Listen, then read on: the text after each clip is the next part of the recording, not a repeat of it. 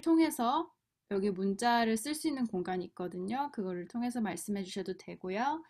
어, 저희가 한 5분 정도 더 많은 분들이 참여할 수 있도록 5분 정도 기다린 다음에 시작하도록 하겠습니다.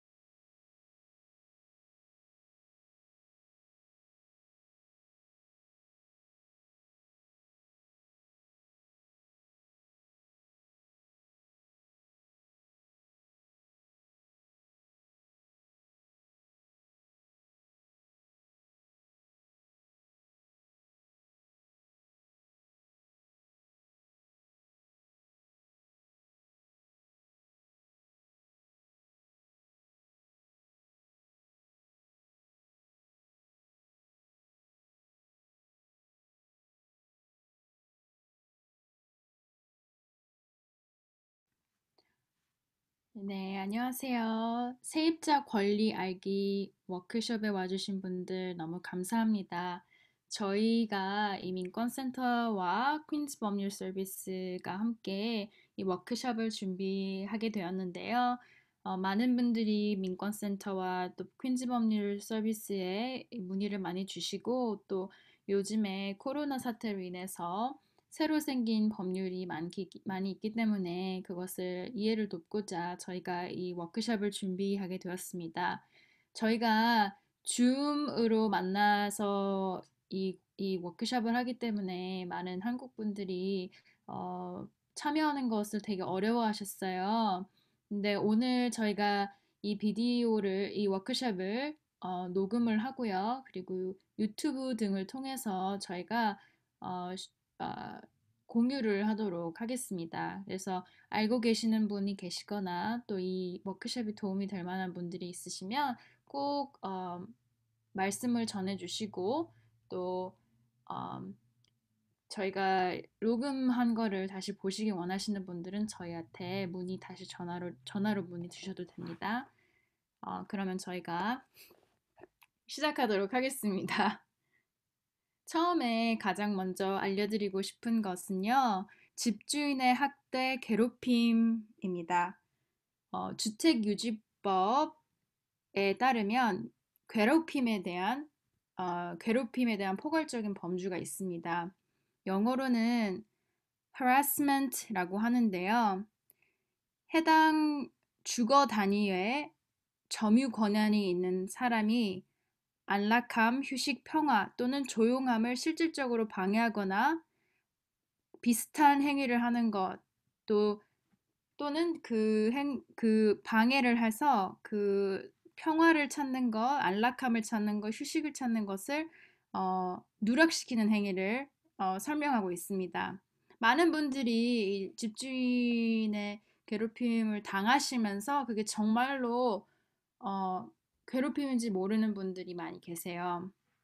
그래서 괴롭힘의 예시를 들어서 설명해 드리도록 하겠습니다. 주택유지법에 20가지 특정 범위의 괴롭힘이 나열되어 있는데요. 첫 번째로는 세입자에 대한 물리적으로 힘을 사용해서 하거나 위협을 하는 경우, 또 요즘에 코로나 사태로 인해서 필수 서비스직에 종사하고 계시는 분에 대한 어, 방해, 또 의무적인 서면 공개 없이 매입을 제한하는 경우, 또 정상 업무 시간 외에 어, 그러니까 9시부터 5시까지겠죠? 방해하는 식으로 세입자를 반복적으로 방문하는 경우, 그리고 또 시민권 상태가 있는지에 대한 문서를 요청하는 등 이런 범위의 괴롭힘이 있을 수 있습니다. 그리고 중요한 질문이 있으시다면 선생님들께서 적어두셨다가 나중에 저희가 질의응답할 수 있는 시간이 있거든요. 그때 말씀을 해주시면 감사하겠습니다. 지금은 조금 참아주셨다가요. 또 수리 문제 정말 중요하죠. 많은 분들이 수리 문제 때문에 괴로워하시는데 속으로 꼭 참아야 된다고만 생각하시는 분이 많아요. 그렇지 않아요. 법적으로 수리 문제에 대해서 요구를 할 수 있는 권한이 선생님들은 다 있으시고요. 세입자분들은. 그리고 또 법적으로 어, 임대주 혹은 집주인이 반드시 수리해줘야 되는 것들이 있습니다.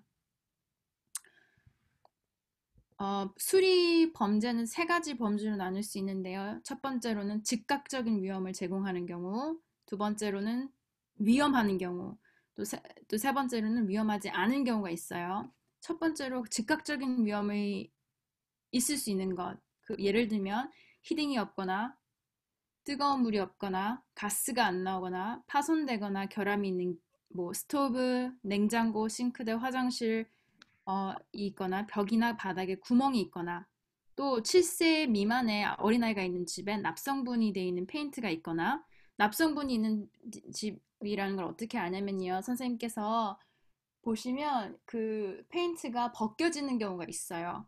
그러면 납이 있다고 보셔도 되는데 정확하게 테스트를 받아보시는 것도 좋고요. 311에 전화하셔서 그때는 테스트를 여기 7세 미만의 아이가 있는데 페인트가 벗겨지는데 납성분이 있는 것 같다. 테스트를 해달라 하면 제가 알기로는 DCP 그러니까 주택국에서 뉴욕주 주택국에서 사람을 보내서 테스트를 해주는 걸로 알고 있습니다. 어, 또 예를 들면 위험한 경우 두 번째 범주죠. 위험한 경우는 천장에서 누수되는 물이 있거나 곰팡이, 깨진 캐비넷이 깨져 있거나 바닥이나 벽, 싱크대, 욕조에 균열이 있거나 문손잡이가 깨져 있거나 바퀴벌레, 생쥐, 빈대 또는 연기 또는 그 CO 감지기가 없는 경우 그런 경우는 위험한 범위에 속하거든요. 어, 그것도 어, 선생님들께서 잘 확인을 하셔야 되고요. 하셔서 없으면 당연히 요구를 할 수 있습니다. 왜냐하면 선생님들은 렌트비를 주고 거기서 살게 되시잖아요. 그냥 공짜로 사는 게 아니고요. 선생님들이 돈을 주고 거기서 살 권리를 받으셨습니다. 그러면 이런 것들이 잘 있나 보셔서 안전한 주거 형태에서 거주를 하셔야 되는 게 맞습니다. 세 번째로는 위험하지 않은 경우, 예를 들면 페인트 또는 석고가 벗겨져 있는 경우, 또 페인트가 좀 불균형하다, 또 냉장고가 새거나 그럼 이건 위험하지는 않죠. 불편하지만 그렇게 세 가지 범위가 있습니다. 그래서 제가 아까 말씀드렸던 거 두 번째 위반 그러니까 위험한 경우죠. 두 번째 범주에 속하는데요. 다음과 같은 어, 경우가 있습니다. 제가 아까 말씀드린 CO 감지기가요. 일산화탄소 감지기예요. 연기 일산화탄소 감지기가 있는지 없는지 꼭 확인해 주세요. 그래서 여러분들이 당연히 조치를 취할 수가 있습니다. 임대주에게 서신을 써서 말을 할 수가 있어요. 먼저 첫 번째로는 임대주 혹은 집주인에게 이런 사실을 알려줘야겠죠. 먼저 집주인에게 편지를 써야 합니다. 여기 저희가 자주 쓰는 그런 어플리케이션이 있는데요. Just Fix라고 합니다. JUSTFIX 이 어플리케이션을 사용해서 작업을 수행하실 수가 있고요. 만약에 이게 정말 중요한 게요. 여러분들이 꼭 서면으로 혹은 기록이 남을 수 있는 걸로 하셔야 됩니다. 전화로 하시거나 하지 마시고요. 기록을 꼭 남겨주세요. 왜냐하면 어떨 때 보면 그 임대주가 자기는 전혀 그런 연락을 못 받았다고 말을 하는 경우도 있거든요. 그러니까 여러분들이 초기에 이렇게 대응을 잘 해주시면 어, 자기를 보호할 수 있는 것을 이렇게 만들어 나가는 것이 되겠습니다. 그래서 처음에 이제 집주인에게 연락을 했는데 집주인이 연락을 안 받는다, 안 해준다, 한다고 해놓고 안 해준다 그러면요. 311에 전화를 하실 수 있어요. 어떤 분들은 집주인에게 바로 연락을 하지 않고 311에 연락하시는 분들도 있어요. 311에 집주인 임대주가 수리를 하지 않으면 311로 전화해서 불만을 제기할 수 있습니다. 311로 전화를 하면 기관 주택보존 및 개발부 그러니까 HPD라고 하는데요. 여기서 검사관을 보내요. 그래서 아파트를 검사하러 올 것입니다. 그래서 지하실 또는 다락방 아파트에 거주하시는 경우는 311에 전화하기 전에 먼저 변호사와 상의하시고 하셔야 되고요. 변호사를 어디서 찾냐 하시는 분들이 계실 수도 있어요. 근데 저희가 그걸 정보는 좀 이따가 알려드리도록 하겠습니다. 검사관이 수리가 필요한 조건을 발견하면 위반 사항을 이렇게 처리를 합니다. 그렇게 돼서 세입자 만약에 이것도 안 먹힌다. 이런 311에 전화를 하고 또 여기서 검사관이 나와가지고 티켓을 임대주한테 주고 그랬는데도 절대 안 고친다 할 수 있어요. 어, 이런 경우도 있지만 또 이렇게 312로 전화로 대응할 수도 있지만 혼자 하시는 것보다 같이 하는 게 나아요. 그래서 세입자는 세입자 협회를 시작할 수가 있습니다. 이것은 여러분들의 권리예요. 그냥 2명, 3명이서 모여가지고 이제 세입자 모임을 시작한다 해도 그게 세입자 모임이에요. 법으로 그렇게 나와 있거든요. 그래서 세입자 모임을 방해하는 행위는 불법이에요. 그 집주인과 임대주가 그렇게 할 수가 없습니다. 그래서 이 세입자 협회를 시작을 하면요. 세입자 그룹이 함께 모여서 세입자 문제를 해결하고 권리를 위해 함께 싸울 수 있습니다. 같이 싸우는 게 훨씬 더 쉽죠. 수리 또는 괴롭힘 문제에 직면하고 있다면 이웃도 마찬가지일 것입니다. 숫자에는 힘이 있습니다. 혼자 하는 것보다 같이 하는 것이 훨씬 더 유리합니다. 관심이 있으시면 민권에게 이 세입자 협회를 시작하는 모범적인 사례에 대해 자세한 정보를 얻으실 수 있습니다. 자, 그러면 제가 이제 저희 변호사님, 보희 변호사님 계시거든요. 더 자세하게 이 수리 문제를 어떻게 해결할 수 있는가, 임대주를 법원에 고소할 수 있는 방법도 있어요. 이걸 HP 액션이라고 하는데 여기에 대해 자세히 설명해 주시겠습니다. 예, 만약에 지금 말씀하셨듯이 수리 문제들을 집주인한테 얘기를 했는데 해결이 안 되거나 311에 전했을 때 해결을 안 되셨을 경우에 HP 액션이라는 것을 시작하실 수 있습니다.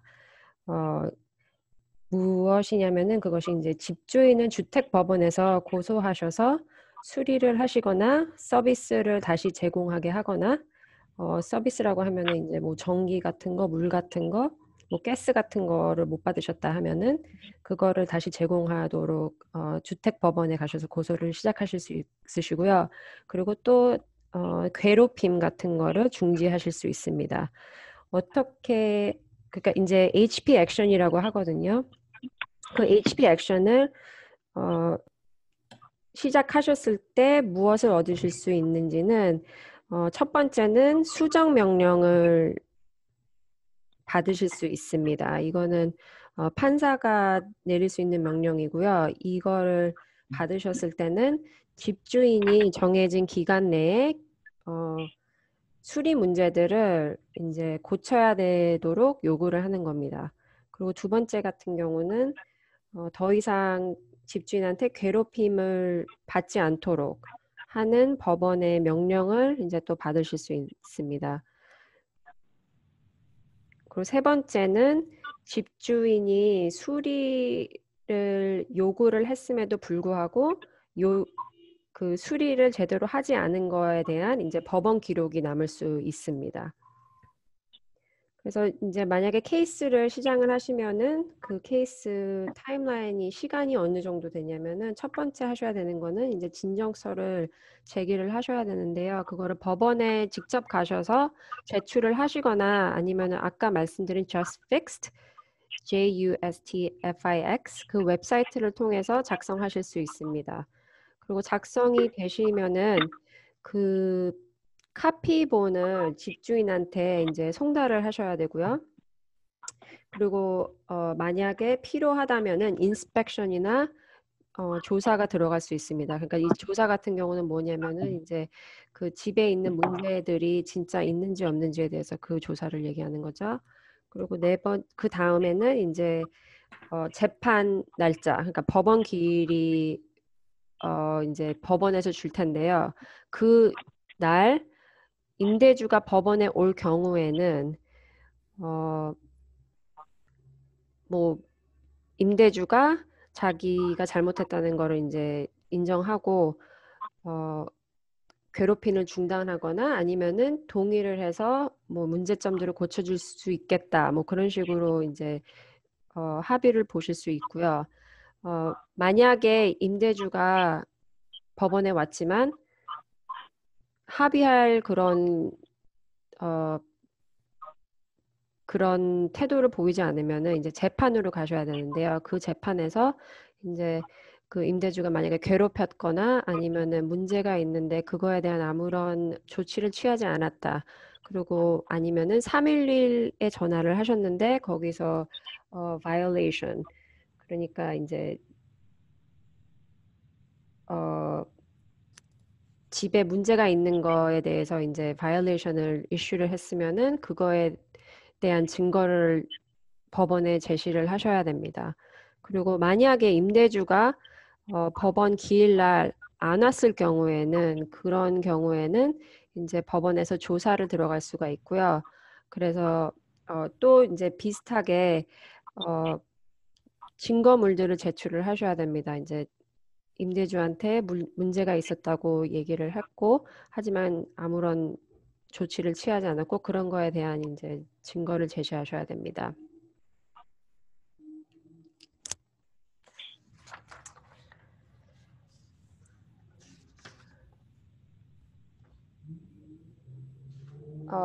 Okay, just previous slide. Sorry.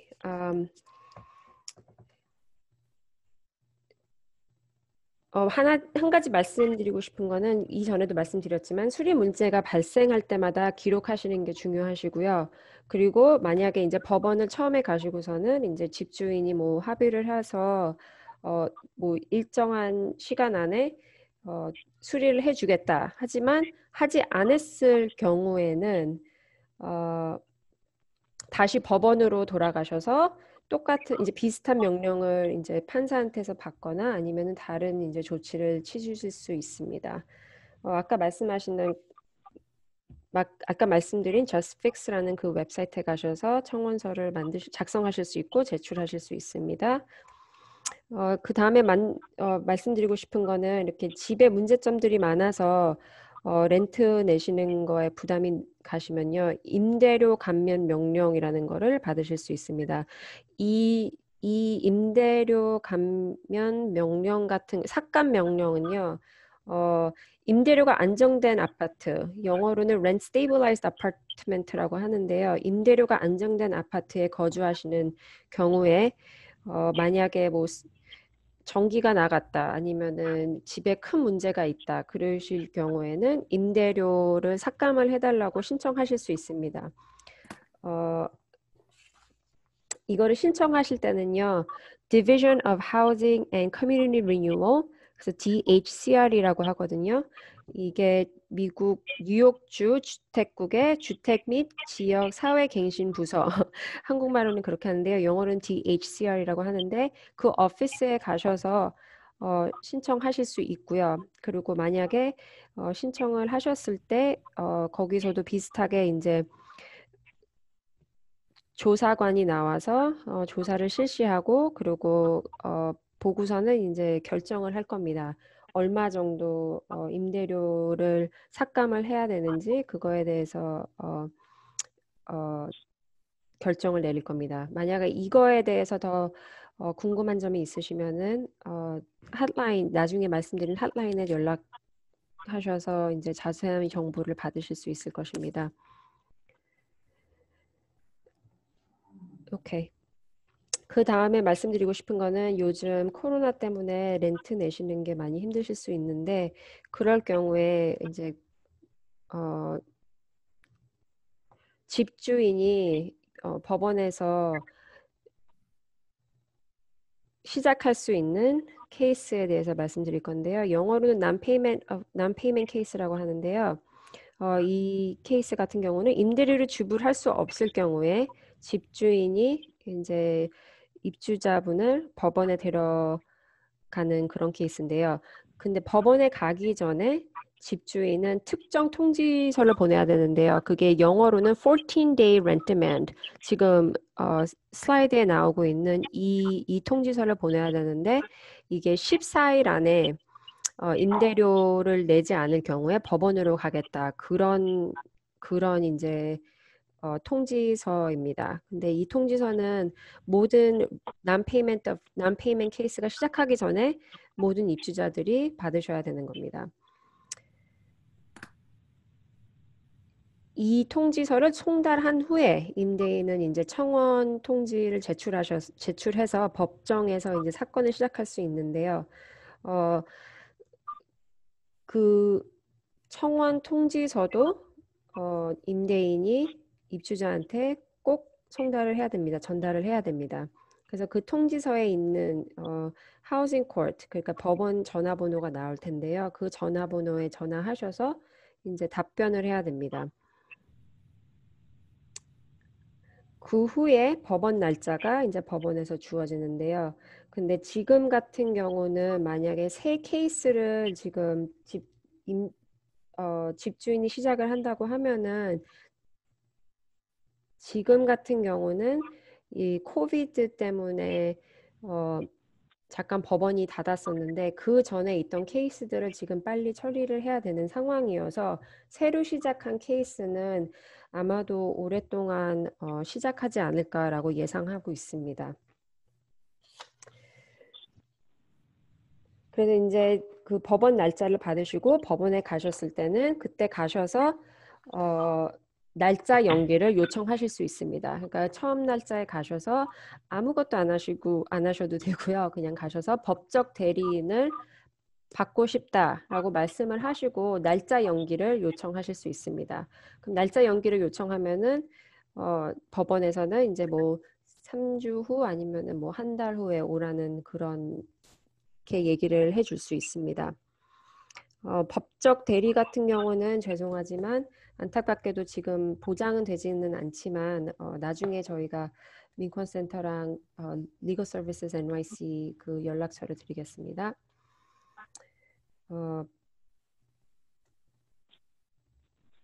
만약에 법적으로 방어가 있으신 경우, 뭐 예를 들자면 렌트를 안 내셨지만 뭐 집에 많은 문제들이 있다. 아니면은 뭐 아까 말씀드렸듯이 집주인이 괴롭힘을 많이 한다. 뭐 그런 식으로 이제 방어가 있으신 경우에는 다음에 다시 법원에 가셨을 때 이를 제시하실 수 있습니다. 일반적으로 이런 케이스들은 난페이ment 케이스 같은 경우는 세입자와 이제 집주인이 뭐 30일 안에 아니면 45일 안에 돈을 다 지불을 할 수 있겠다. 뭐 그런 식으로 합의를 해서 케이스가 종료될 수 있습니다. 만약에 근데 지불하시는 거에 지금 부담이 가시거나 아니면은 도움이 필요하시면은 뉴욕시에 있는 Human Resource Administration (HRA에) 가셔서 원샷 딜이라는 거를 신청하실 수 있습니다. 거기서도 이제 승인을 받기 전에는 충족해야 하는 이제 요구 사항이 있고요. 서류를 제출하셔야 되는데요. 그 HRA에서 예전에 렌트비 내신 거에 도움이 필요하시면은 원샷 딜이라는 거를 신청하실 수 있습니다. 그리고 지금 같은 경우는 코비드 때문에 Safe Harbor Act라는 그러니까 세이프 하버법 코로나 사태로 인해서 렌트법이 바뀌었는데요. 이 새 법이 생기고 나서 새 법은 basically 무엇이냐면은 3월 7일 2020년도부터 임대료 미납으로 세입자를 퇴거시킬 수 없습니다. 근데 하지만 이게 얼만큼 지속이 될지는 지금 예상을 할 수가 없습니다. 이 법이 어떻게 쓰여 있냐면은 코비드 19 그와 관련된 모든 제한이 해제될 때까지라고 써 있기 때문에 뭐 이 법이 12월까지 아니면 뭐 내년 2월까지 그런 기약이 전혀 없습니다. 어떻게 언제 끝날지 알 수 없는 상황입니다.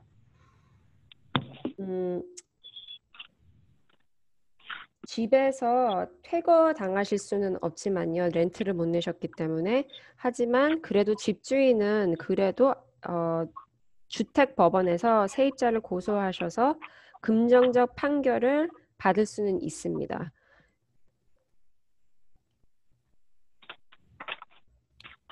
그래서 만약에 이런 경우 코비드 때문에 금전적으로 많이 어려움을 보셨다면 주택법원에서 소송이 제기된 후에 이제 그 퇴거를 위해서 방어하시는 수단으로 금전적으로 재정적으로 어떤 어려움을 겪으셨는지 뭐 예를 들어서 일자리가 없어지셨다 뭐 그런 식으로 이제 그런 서류 같은 것도 제기해야 될 걸로 예상합니다. 그래서 예를 들자면 이제 저희가 예상하는 거는 주택법원에서 코비드 19 기간 이전 소득 그리고 코비드 19 기간 동안의 소득 입주자의 자산 같은 거 그리고 아니면은 뭐 unemployment를 받으신다거나 아니면은 SSI를 받으신다거나 그런 거를 아마 다 볼 걸로 예상을 합니다.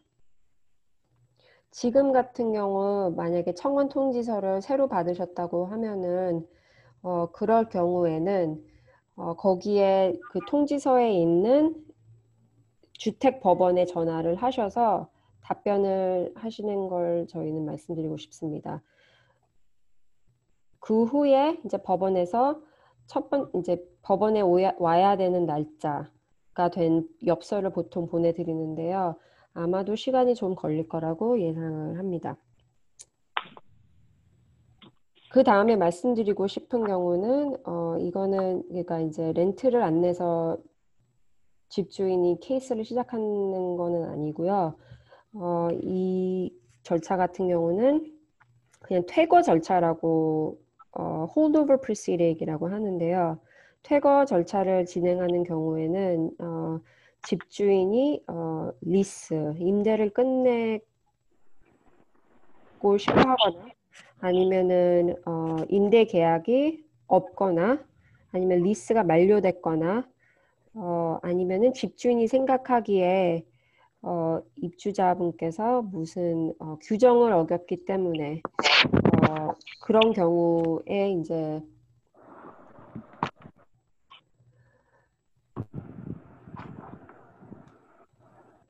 그런 경우에 시작하는 케이스인데요.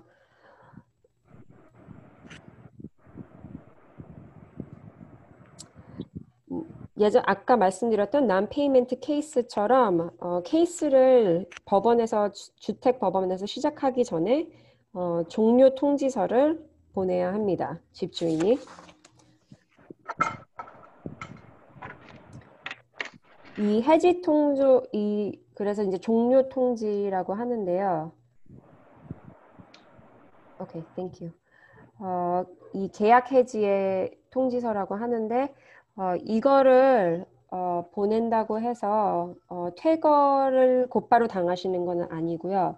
이거를 보내고 난 뒤에 집주인이 만약에 입주자분께서 그 통지서에 나온 그 날짜에 맞춰서 못 나가시게 될 경우에 집주인이 주택법원에서 그러면 이제 케이스를 시작을 하고 소송을 할 수 있는 겁니다.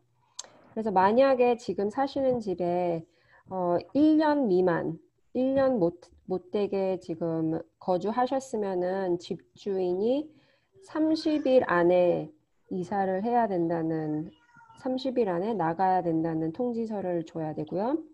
만약에 거주하신 지 1년에서 2년, 그 사이가 1년이 넘으셨지만 2년은 아직 안 되셨다고 하면 60일 안에 이사를 하셔야 된다는 통지서를 줘야 되고요. 그리고 만약에 지금 현재 사시는 집에서 2년 이상을 거주하셨다고 하면은 90일 안에 이사를 나가야 된다는 그런 통지서를 집주인이 줘야 됩니다. 그래서 만약에 이런 통지서를 받으시면은 거기에 날짜를 자세히 보세요. 그리고 이 집에서 거주한 기록 같은 거를 이제 찾으시는 게 아마도 좋을 것 같습니다. 일반적으로 이런 케이스를 퇴거 케이스를 시작을 하면은 시작하면은 임대인은 이 만료일 후에 렌트를 받지는 못하지만 만약에 렌트를 받는다고 하면은 주택법원에서 고소할 수 없습니다. 그래서 만약에 임대인이 집주인이 임대료를 받으면 렌트를 받으면은 주택법원에 가셔서 이제 방어 중에 하나로 제기하실 수 있습니다. 돈을 받았다는.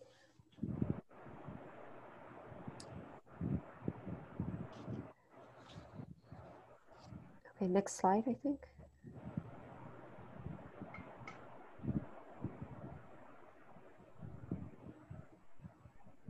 Okay.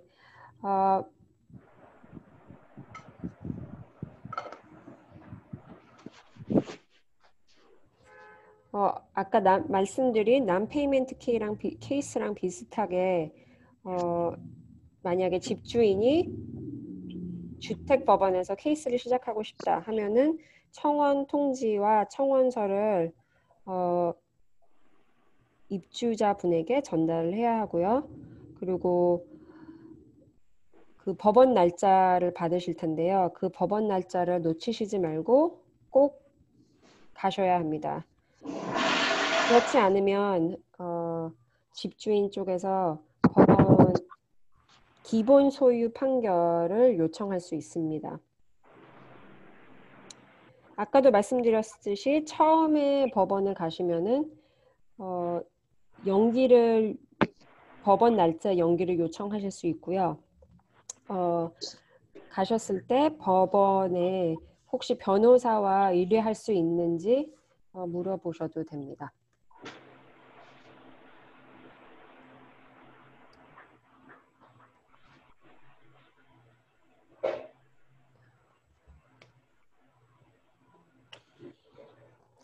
법원에 가셨을 때 집주인이나 아니면 집주인 변호사가 합의에 대해서 이제 얘기를 하고 싶어 할 텐데요. 만약에 합의하시는 거를 원하시면은 법원 서기, 그러니까 법원에서 일하는 사람이고요. 집주인을 위해서 일하는 사람이 아니고요. 법원 서기에게 회의를 요청하실 수 있습니다.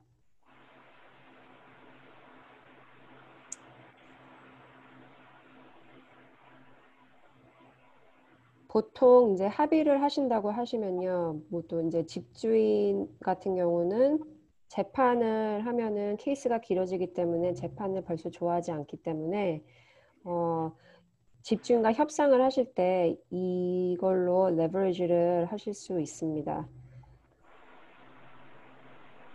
만약에 이제 집주인 그리고 이제 입주자분께서 협상을 하시고 이제 합의를 하신다 하면은 아마도 집주인 변호사가 그 합의 조건을 작성을 할 것입니다. 그 합의 조건을 작성을 하셔서 한번 검토해 보실 때 주의하셔야 되는 점들에 대해서 말씀드리고 싶은데요. 보통 이제 집주인 쪽에서는 금전 판결을 원할 텐데요. 금전 판결은 무엇이냐면은 만약에 입주자분께서 빚진 돈, 빚진 렌트 그거를 수금할 수 있는 거를 의미를 합니다. 그래서 만약에 그런 식으로 이제 합의 조건이 작성이 돼 있으면은 그 렌트비가 맞는지 그리고 금전 판결 그 어마운트가 맞는지 확인을 하시는 게 좋을 것 같습니다. 그리고 또 다른 합의 조건으로 이제 퇴거 영장에 대해서 아마 쓸 텐데요. 그 퇴거 영장은 집주인이 영장 신청서를 제출하고 그리고 퇴거를 요청할 수 있는 것을 의미합니다. 영장 신청을 할 때는 한 달 정도 소요되며 승인이 되면은 보안관, 그러니까 마셜이라는 사람이 14일 안에 보안관이 이제 퇴거 통지를 보내드립니다. 지금 스크린에 나오는 이 Notice of Eviction이라고 하는데요. 보안관이라고 하면은 마셜이라고 아까 말씀드렸는데 마셜이 이 Notice of Eviction을 이제 입주자한테 보냅니다. 근데 이 퇴거는 언제냐면은 그 아래에 보시면은 지금 Date of Notice라고 나오거든요. 그러니까 그 날짜에서 14일 후에 퇴거를 할 수 있다는 것을 의미합니다. 그래서 그거를 받으셨을 때 그 날짜를 보시는 게 날짜를 정확하게 그리고 자세하게 보시는 게 좋습니다. 만약에 지금 사시는 집에서 많은 문제점이 있으실 때 협상을 하실 때 그거에 대해서 꼭 말씀을 하시는 게 좋고요. 만약에 많은 문제점들이 있기 때문에 그걸로 레버리지를 하셔서 뭐 이사를 가는데 비용이 필요하시다. 그러면 그거에 대해서 이제 집주인한테 달라고 요구를 하실 수 있고요. 아니면 뭐 준다는 보장은 없지만 만약에 협상을 하실 경우에 그렇게 하실 수도 있다는 걸 말씀드리고 싶습니다. 아까도 말씀드렸듯이 지금 청원 통지서, 그러니까 이제 이 퇴거 통지서를 받으시면은 어떻게 하셔야 되는지는 지금 같은 경우는 법정에서 코비드 전에 있었던 케이스들을 그 케이스들을 지금 그 케이스를 먼저 법원에서 끝내고 그리고 새로운 소송은 아마도 곧 시작될 것 같지는 않습니다. 하지만 법원 그 청원서를 받으셨다고 해서 뭐 이제 케이스가 오랫동안 없을 거야 그렇게 생각하시지 마시고 무조건 청원서를 받으시면은 그 주택법원에 전화를 하시는 거를 말씀드리고 싶습니다. 그리고 언제든지 주택법원에 전화하셔서 사건의 이제 뭐 케이스에 대해서 그거를 확인하실 수 있습니다.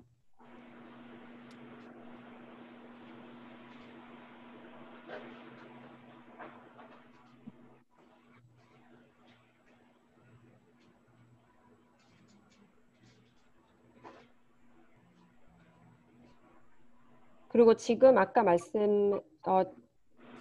지금 퇴거 이후에 지금 뉴욕주와 그리고 CDC에서 퇴거 유예가 나왔는데요. 그거 같은 경우는 새로 시작하는 케이스에 적용되지는 않고 코로나가 시작하기 전 주택법원에서 벌써 판결을 받으신 분들한테 적용됩니다. 그 뉴욕주와 CDC에서 지금 얘기한 퇴거 유예가 어떤 식으로 주택법원에서 적용될지는 잘 모르겠습니다. 이제 좀 더 시간이 지나고 나면은 이제 주택법원에서 그런 것들에 대해서 어떻게 결정을 내릴지에 대해서 더 많이 알 수 있을 것 같습니다.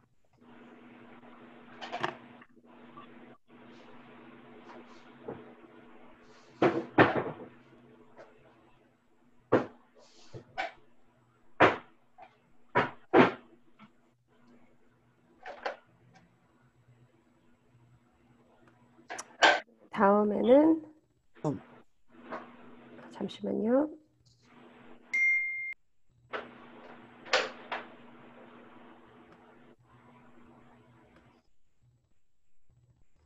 오케이, 그 다음에 말씀드리고 싶은 거는 이제 브로커 중개인에 대해서 말씀드리고 싶은데요.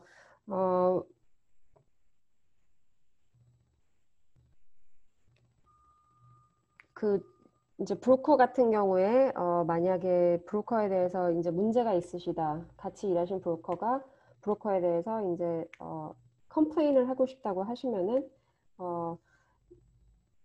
보통 제일 흔한 이유가 브로커 쪽에서 대행인 공개 양식을 보여주지 않았기 때문에 아니면은 그 카피본을 주지 않았기 때문에 그렇게 만약에 그런 브로커랑 일을 하시게 되면은 그거에 대해서 컴플레인을 하실 수 있고요. 그리고 이제 브로커 쪽에서 납성분 페이트 공개 그것도 이제 제시해야 됩니다.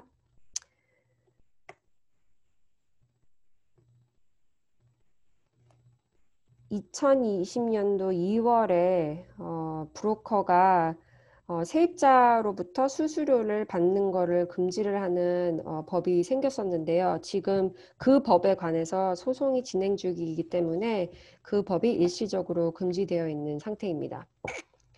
만약에 브로커에 문제가 있으셔서 컴플레인을 하셔야 한다고 하면은 지금 슬라이드에 나와 있는 Department of State 거기 보시면 웹사이트가 나오고 있죠.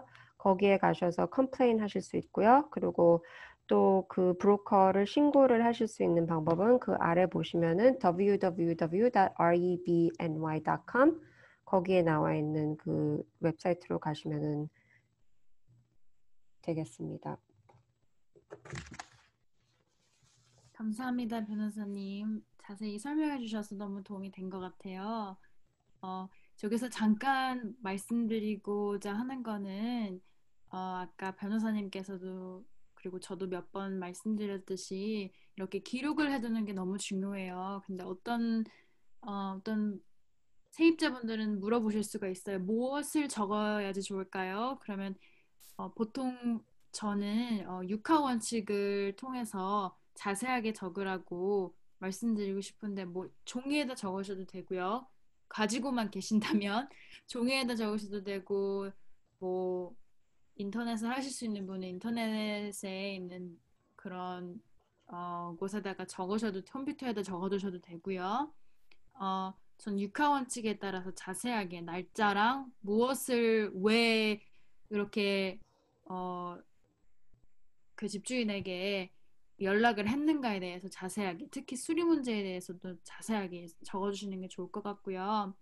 저희 민권센터에서도 많이 이제 세입자 보호 워크숍을 많이 했었는데 그때마다 어, 임대료가 안정되어 있는 집, 아까 변호사님께서 말씀드렸듯이 렌트 스테이블라이즈, 영어로는 그렇게 말하죠.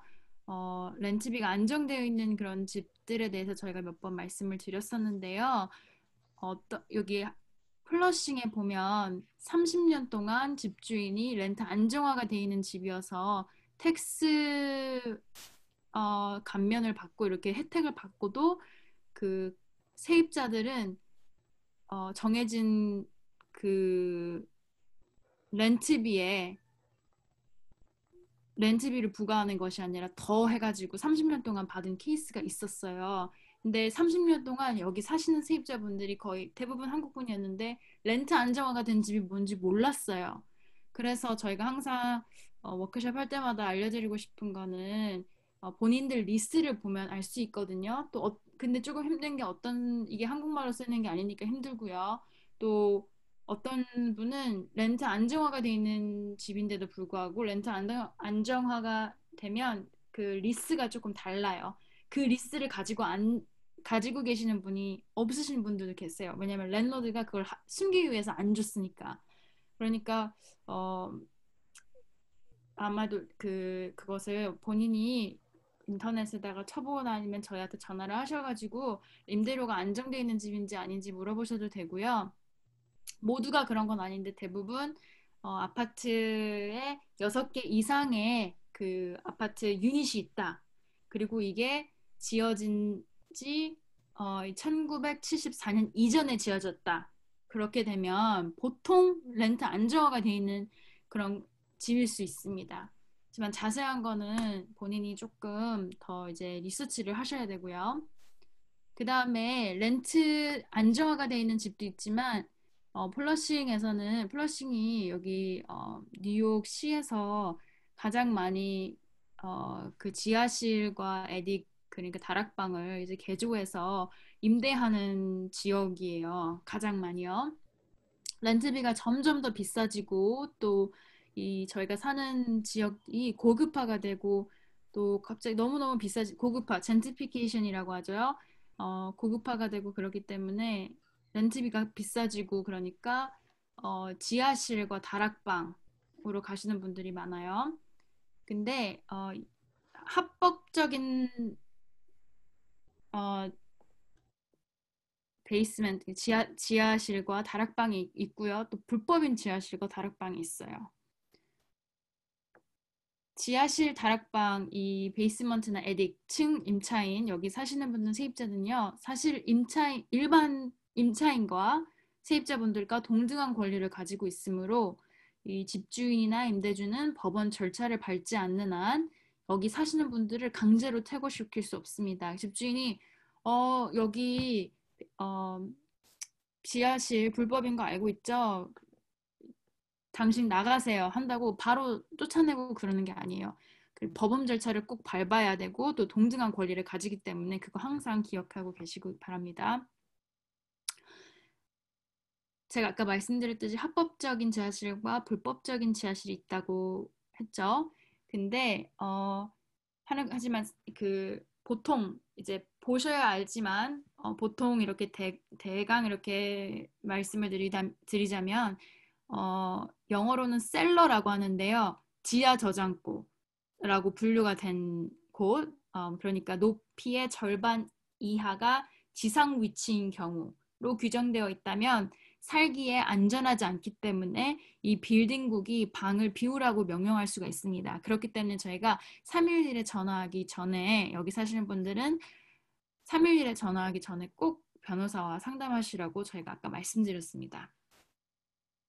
그리고 만약에 이런 경우가 생긴다면 311에 전화를 했다거나 아니면 법무국에서 빌딩국에서 방을 비우라고 명령을 할 경우 만약에 세입자가 떠나지 않으면 건물부 이 빌딩국은 당신 그 세입자분들을 호텔이나 대피소로 보낼 수가 있고요.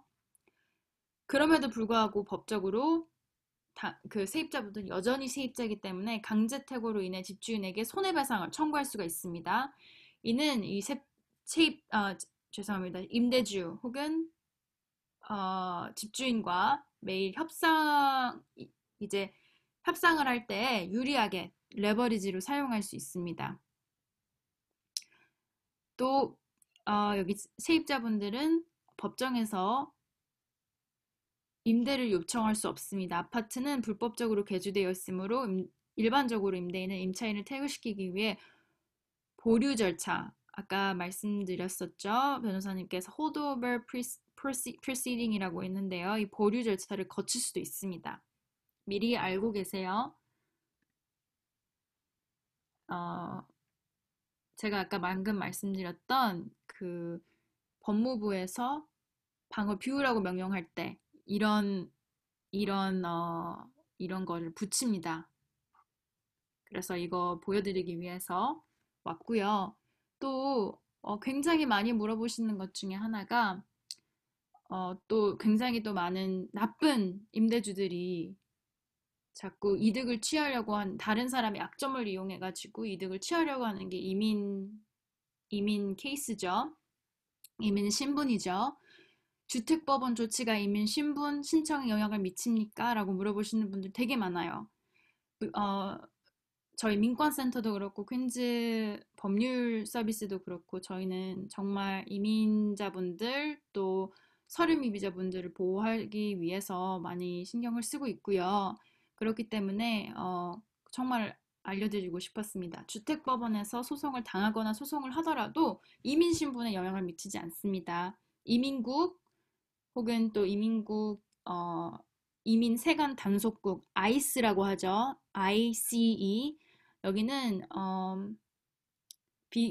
귀하의 주택법원 그 케이스에 어, 그 접근을 할 수 있는 권위가 없어요. 어, 그리고 두 번째로 귀하가 영주권 소지자거나 누군가가 귀하를 위해 청원을 하는 경우가 있죠.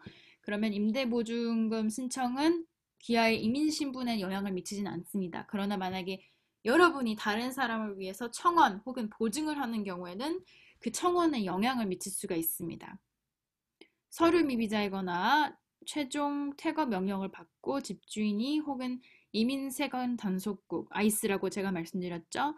혹은 여기 아이스에 전화를 하겠다고 협박하는 경우는 아이스가 실제로 올지 안 올지 아무도 모르지만 실제로 오는 경우 영장이 없으면 문을 열 필요가 없습니다.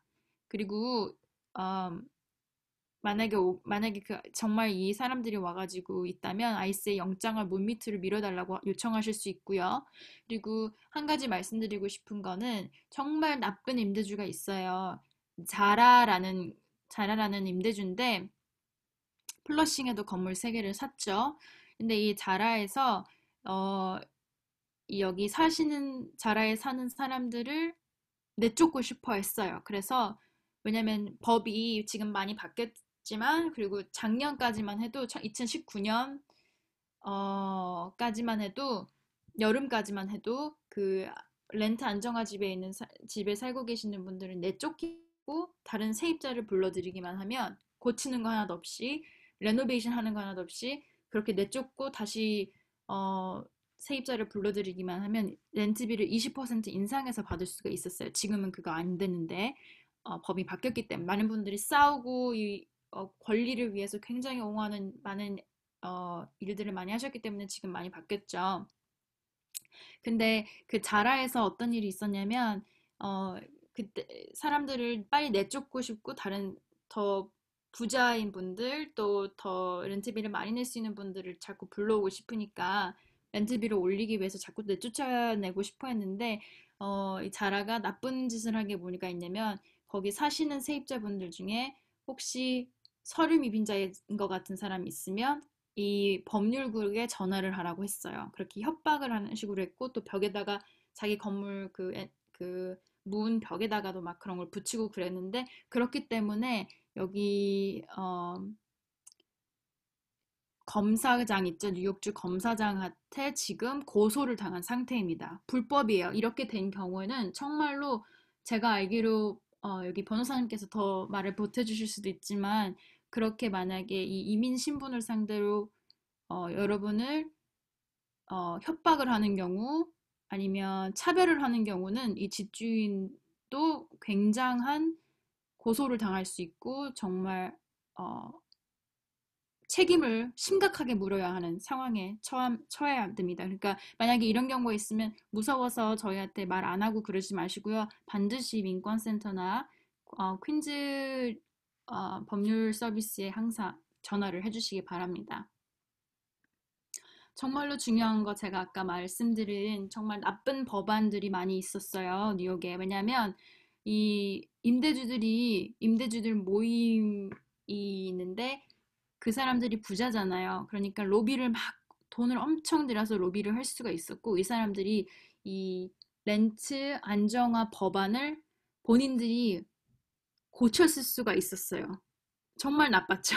그러니까 자기네들이 고쳤을 수 있으면 임대주가 자기네들이 맘대로 이 세입자를 보호하기 위해 처음 만들어진 임대 안정화 법안을 고쳤을 수가 있으면 얼마나 자기한테 유리하게 바꿨겠어요? 그 중에 그렇게 해서 나쁜 법안이 많이 생겨났는데 그 중에 하나가 MCI예요. 영어로는 Major Capital Improvement라고 한국말로는 시설물 공사 후 임대료를 인상한다. 이런 뜻인데요. 이게 무슨 말이냐면 그 임대 안정 아파트에서 세입자는 전체 아파트 건물을 개조하여 어, 죄송합니다. 임대 안정화 사시는 임대 안정화를 가지고 있는 임대주는 그 아파트 건물을 개조하거나 그 아파트 벽에 막 벽돌 있는 거 있죠. 그런 거를 그걸 파사드라고 하는데 그거 계속 지나다 보시면 그런 거 보시는 거 많을 거예요. 거기 막 다시 그 공사를 하거나 아니면 보일러를 바꾼다든가 창문을 바꾼다든가 뭐 로비를 바꾼다든가 하는 그런 아파트 건물을 개조해서 이 임대 안정화 사시는 세입자의 임대료를 인상할 수가 있어요. 이거를 시설부 공사 후에 이렇게 임대료를 인상한다고 해서 MCI라고 하는데 MCI 꼭 기억해 두시고 만약에 여기 이 MCI를 임대주가 원하고 이 시행하기 위해서는 뉴욕주에다가 신청을 해야 되거든요. 그럼 뉴욕주는 선생님들한테 편지를 보낼 거예요. 그래서 받으신 편지 중에 MCI라고 써진 거 있으면 꼭 저희한테 말씀해 주시고요. 근데 이 MCI가 참 나쁜 게 뭐냐면요. 저희가 이 보일러를 바꾼다고 해서 이 세입자들이 가지고 나가는 게 아니잖아요. 이거는 저희가 어, 사는 집을 렌트를 하는 거지 사는 게 아닌데 이 시설물을 공사를 해서 그 집주인은 아파트 빌딩 값을 올리겠죠. 그렇게 하면서 그 돈은 세입자들이 내라고 하는 거예요. 그래서 이는 건물 전체에 걸쳐서 필요하고 나쁜 실질적인 개선이어야 되는데 또 임대주가 렌트비를 올리기 위해서 사기를 치는 경우도 많이 있어요. 만약에 예를 들면 창문을 곧 새로 바꾸는데 예를 들어서 뭐 만 불이 들었다. 근데 그 뉴욕 주택국에는 어떻게 얘기를 하냐면 900만 불이 들었다. 뭐 이런 식으로 거짓말을 해도 먹히는 경우가 있으니까 그리고 이렇게 사기를 치는 경우도 많이 있어요. MCI에서 맞서서 싸우는 방법은 여러 가지가 있는데요. 임대주는 세입자가 지금 살고 있는 건물에 B 또는 C 위반이 있는, 그러니까 자세하게 설명을 드릴게요. 이따가 이런 건물에 나쁜 위배가 되는 그런 경우가 있는 경우 MCI 임대료 인상액을 징수할 수가 없습니다. 직접 집주인에게 대응할 수도 있지만 임차인 협회 아까 말씀드렸듯이 이렇게 세입자 여러분들이 모여가지고 이 협회를 구성해서 어, 개선이 필요하지 않거나 건물 전체 또는 적절하게 수행되지 않는 이 공사가 있었다면 이유를 설명하기 위해서 진술서를 수집할 수가 있습니다. 다시 말하자면 같이 하는 것이 훨씬 더 효과적이고 도움이 되는데요. 제가 아까 말씀드렸던 B 또는 C 위반이 있다는 건 무엇을 말하냐면 제가 아까 말씀드렸듯이 그 수리 문제에 이상이 있는 경우가 있어요. 집주인이 수리도 제대로 해주지 않으면서 건물만 공사를 해가지고 돈을 올리려고 하면 안 되겠죠. 그래서 만약에 이런 위배되는 경우가 있다면 B or C에 위배되는 경우가 있다면 MCI 임대료를 못 올리겠죠. 임대주가. 근데 이걸 어떻게 증명을 하냐? B or C 위반이 있는지 내가 어떻게 하냐? 어떻게 증명을 하냐? 그러면 여러분들이 311에 그래서 전화를 하셔야 되는 거예요. 311에서 항상 전화를 해서 그러면 여러분이 전화를 하시면 거기서 티켓 넘버라고 그 티켓의 번호를 알려주거든요. 그럼 그것도 항상 적어 놓으시고 아까 저희가 누누이 말씀드렸지만 항상 기록을 해 두셔야 되는 게 언제 어디서 왜 이런 일이 있었고 그래서 311에 전화했고 311의 번호 이거를 받았다 이걸 항상 기록해 두셔야 되는 게 나중에 이렇게 MCI가 통보가 와가지고 집 렌트비를 뭐 50불씩 올린다 뭐 이런 식으로 되면 여러분들이 만약에 이거 티켓을 가지고 있었으면 나중에 근데 여기 B or C 위반이 건물에 있습니다. 그래서 이 MCI 인상액을 징수할 수 없게 해야 합니다. 그러면 할 수가 있거든요. 여러분들이 자기 본인을 보호할 수 있는 그런 케이스를 만들어 가시는 거죠. 그렇게 해야 하는 거예요. 저희가 많이 설명을 드렸는데 조금 이해하기 힘드신 부분도 있을 수도 있어요. 그래서 저희가 시나리오를 준비해 봤습니다. 시나리오 첫 번째, 두 가지가 있는데 첫 번째를 읽어드릴게요. 시나리오 첫 번째입니다. 에나는 렌트 안정화 임대료 안정화 건물에 살고 있습니다. 그녀는 지난 3월 코로나 바이러스 어, 사태 때문에 레스토랑에서 일하다가 해고되었습니다. 그녀는 4월, 5월, 6월, 7월 렌트비를 낼 수 없었습니다. 이들이 각 달에 에나는 임대주에게 에나가 자신의 고용과 재정 상태 상황에 대해서 이제 집주인에게 알려주었지만 집주인은 집세를 내지 않으면 물건을 다 버리고 쫓아낼 것이라는 문자와 이메일을 보내곤 했습니다. 그래서 그녀는 7월 달에 집주인으로부터 집세 요구를 받았으며 이번 달 집주인으로부터 어, 진정서 고지문을 받았습니다. 임대주는 렌트비에 더하여 연체료도 징수하려 하고 있습니다. 이럴 경우 어떻게 해야 할까요?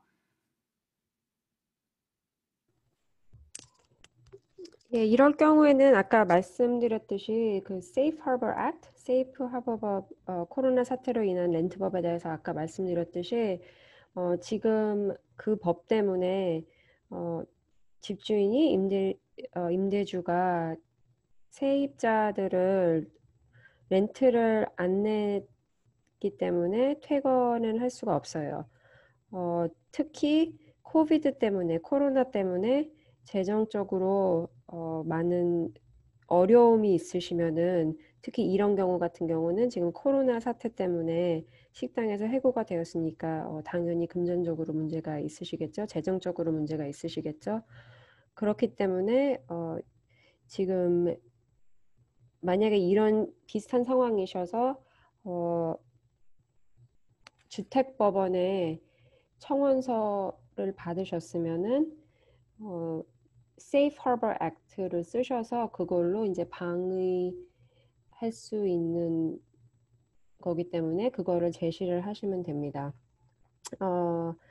또 한 가지 말씀드리고 싶은 거는 지금 임대주가 렌트비에 대해서 연체료도 이제 받으려고 한다는 게 있는데요. 어,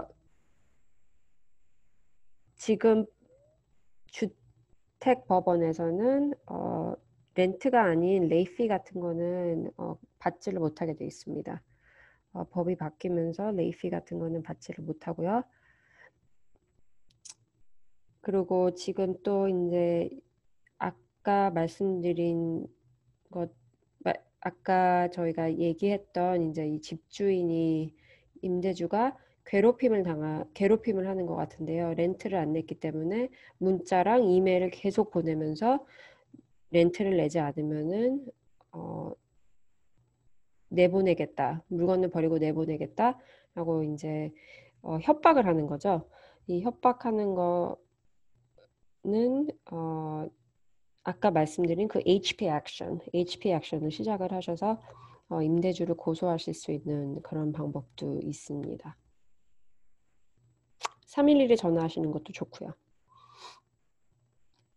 근데 이런 경우에 만약 이제 Safe Harbor Act, 코로나 사태로 인한 렌트법 아까 말씀드린 그거에 대해서 이제 해당이 되시는 것 같은데 이런 경우에는 아까 말씀드렸듯이 코로나 전에 받으셨던 버셨던 돈 그리고 코로나가 시작이 되면서 이제 떨어지신 소득 그런 거에 대한 이제 증거를 모으시는 게 좋고요.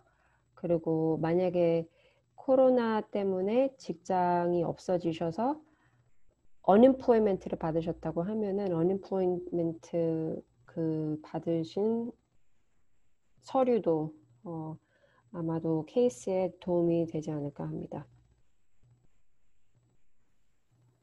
감사합니다. 변호사님.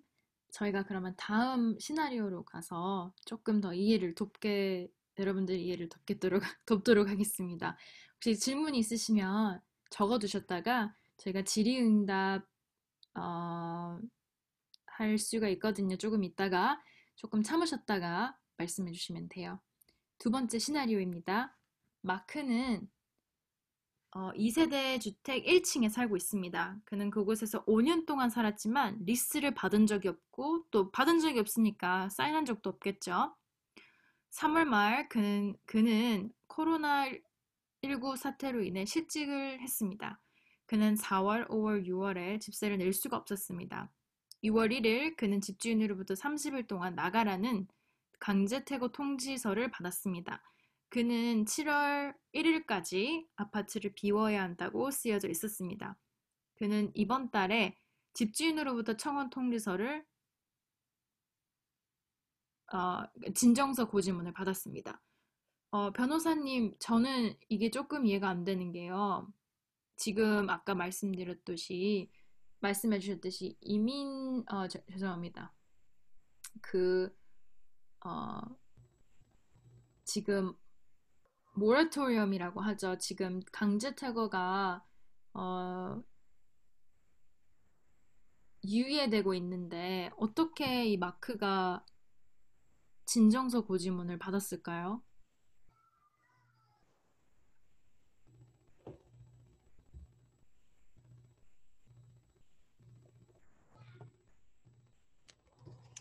예, I mean,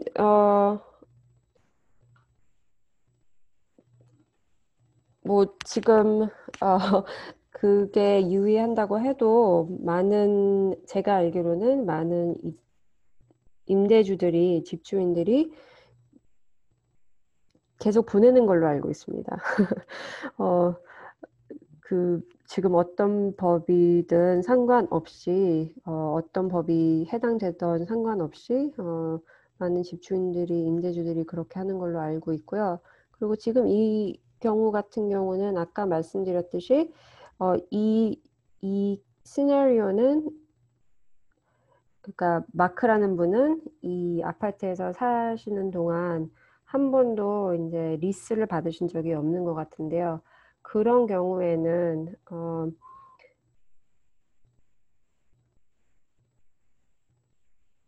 임대주가 리스가 없는 걸로 이제 퇴거를 할 수는 있지만, 그리고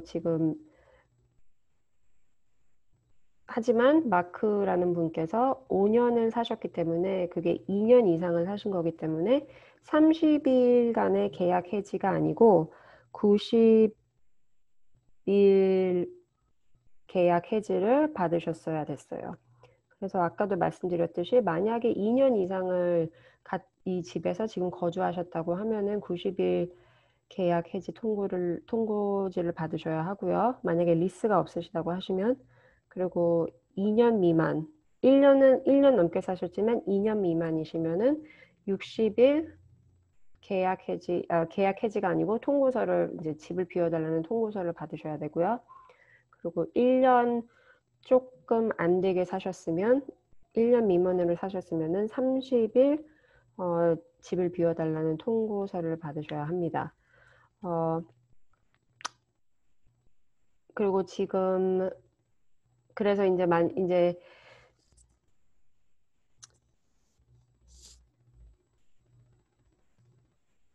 청원서를 받으신 건데요. 이제 주택법원에서 케이스를 시작을 해서 이제 고지문을 받으셨는데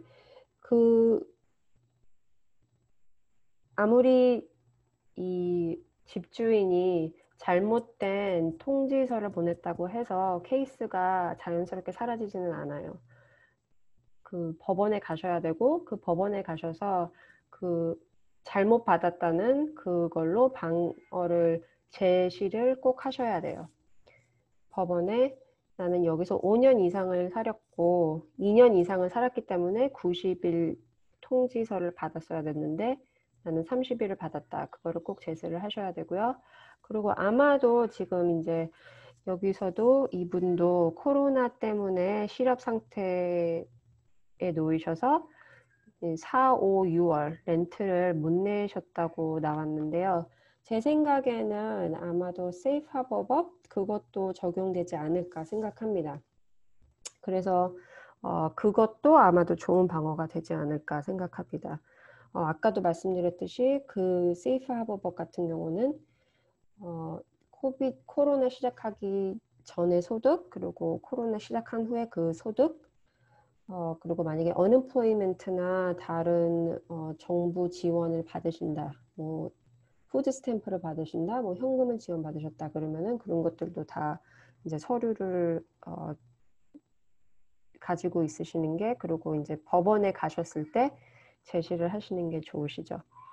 그리고 아까도 말씀드렸지만 이민세관 집행국에 아이스에 임대주가 신고하겠다고 하는 거는 그거는 괴롭히는 거예요. 그리고 이것도 협박이기 때문에 아까도 말씀드렸듯이 harassment로 괴롭힘으로 HP 액션, 그러니까 집주인을 임대주를 HP 액션으로 해서 주택법원에서 고소하실 수 있습니다.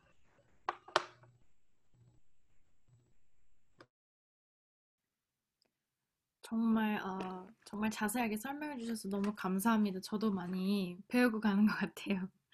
어, 제가 또, 어, 이제 세입자분들이랑 많은 대화를 하고 또 많은 변호사님 분들이랑, 주택 변호사님 분들이랑도 많이 이야기를 하는데, 한 가지 정말 근래 들어서 너무 가슴이 아팠던 경우가 있었어요. 이 세입자분이 이제 강제 퇴거 명령이라고 쓰여진 편지를 받았습니다. 받았는데 어떤 변호사분께서 전화를 했어요. 거기 마셜 경찰인지, 근데 좀 다른 그 좀 타입이 조금 스페셜한 경찰인데 마샬이라고 하거든요. 그 마샬이 아까 변호사님께서 말씀하셨듯이 여기 이렇게 마샬이 성함이 이렇게 있잖아요. 여기에 전화를 해서 이 강제퇴거가 지금 집행이 안 되는 걸로 알고 있는데 왜 이거를 세입자가 받았냐고 물어봤대요. 그랬더니 이 경찰분이 마샬이 그런 적 없다고, 이게 이 세입자분이 받은 게 거짓말이라고, 가짜라고 하시더라고요. 그러니까 이런 경우도 있어요. 여러분을 이것도 괴롭히는 거죠. 그쵸? 근데 이렇게 여러분들이 법을 잘 모를 수도 있으니까, 이런 거 모를 것 같으니까 그걸 이용해서 정말 나쁘게 사용하시는 임대주분들도 있어요. 그렇기 때문에 정말 중요한 게 저희가 법을 많이 알아야 되는 거고, 또 법을 모르면 좀 더 공부하려고 해야 되는 거고요. 어, 저희가 그래서 그걸 말씀드리고 싶었고요. 질문과 답을 하는 질의응답 할 시간을 갖겠습니다. 만약에 질문이 있으신 분은 그러면 저희한테 말씀을 해주시겠어요? 질문이 있으신가요?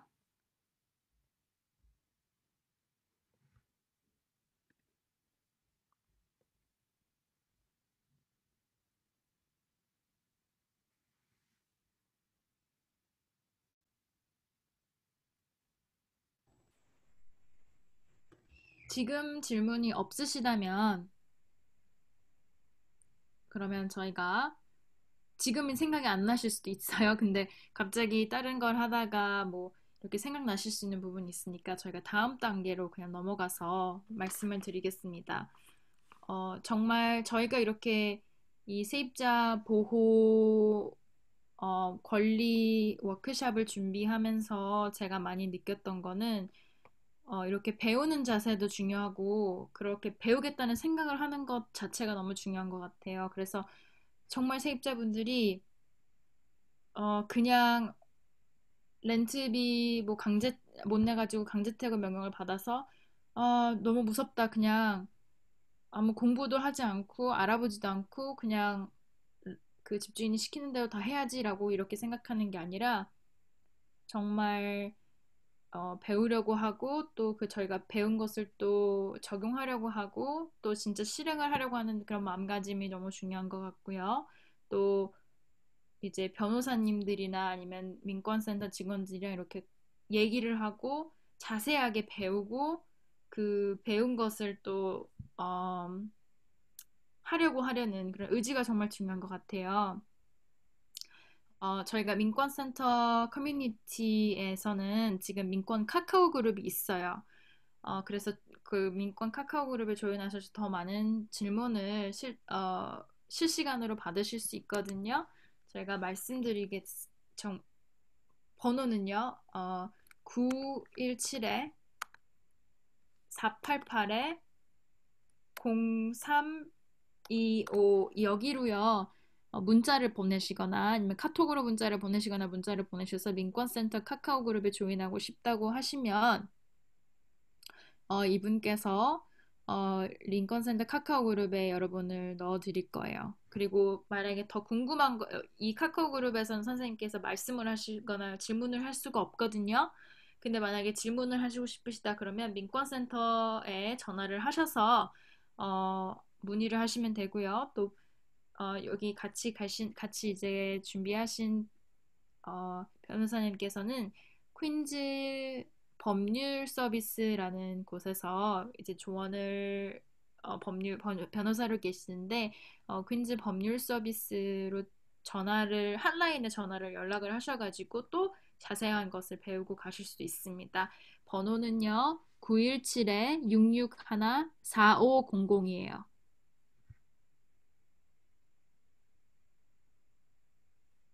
변호사님 마지막으로 하시고 싶은 말씀이 있으신가요? 네, 오늘 이렇게 주택법에 대해서 말씀드릴 수 있어서 너무 기쁘고요. 그리고 만약에 더 질문이 있으시거나 하시면은 아까 말씀드린 민컨센터와 저희 퀸즈 법률사무소 리거 서비스 NYC 글로 전화를 주세요. 지금 같은 경우는 거버너 쿠오모도 그렇고 이제 CDC도 그렇고 지금 새로운 법도 이제 생겼잖아요. 아까 말씀드린 Safe Harbor Act 그렇기 때문에 진짜 거의 실시간으로 많은 것들이 많이 바뀌는 것 같아요. 그리고 주택법원도 예전에는 전혀 재판을 안 하다가 이제 또 재판을 시작을 했고, 그리고 많은 것들이 실시간으로 바뀌고 있기 때문에 저희가 오늘 지금 말씀드린 Safe Harbor Act나 아니면은 뉴욕주와 CDC에서 얘기한 퇴거유예 그게 언제 어떻게도 바뀔지도 모르기 때문에 계속 만약에 케이스 청원서를 받으셨거나 아니면은 임대주가 뭐 다른 통지서를 줬다고 하면은 꼭 전화를 하셔서 말씀을 해주시는 게 좋을 것 같습니다. 아니면 컨설트를 하시는 게 좋을 것 같습니다. 그리고 아까도 말씀드렸지만 만약에 청원서를 받으셨다고 하시면은 꼭 주택법원에 전화를 하셔서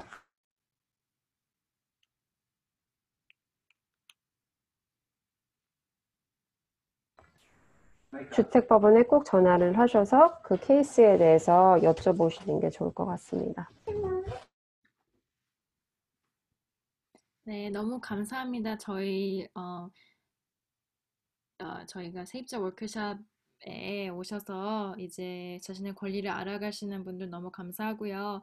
그리고 제가 그 많은 분들이 여기 워크숍에 들어오는 방법을 잘 모르시는 분들이 많은 것 같아요. 그래서 저희가 지금 녹음을 하고 있거든요. 이 녹음한 거를 저희 카카오 그룹에 쉐어를 하고 유튜브에 올려서 더 많은 분들이 볼 수 있도록 하겠습니다. 오늘 너무 감사합니다. 변호사님 너무 설명 자세하게 해주셔서 너무 감사하고요. 여기 시간 내주셔서 오셔서 권리를 배우고 또 권리를 또 다른 사람에게 알려주시기 위해 오신 분들 너무 감사합니다. 오늘은 그러면 오늘 여기서 마치도록 하겠습니다. 감사합니다.